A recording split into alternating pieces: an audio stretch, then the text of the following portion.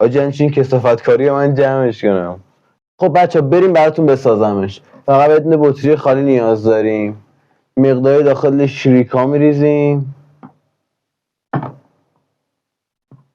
دیگه بسته. آب و اکسیژن رو میاریم باز میکنیم میریزیم داخلش.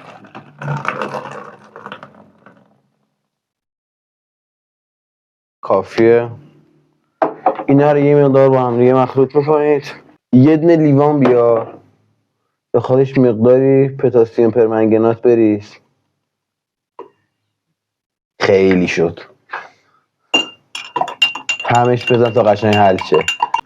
اگه این ویدیو 1000 تا لایک بخوره با یه ظرف 20 لیتری براتون درستش میکنم. بچه الان موقع تستش. اگه تا اینجا ویدیو اومدی من لایک کن و دکمه سابسکرایب پایینه بزن. 1 2 3.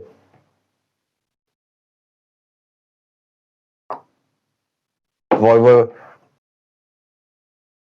خیلی خفن بود.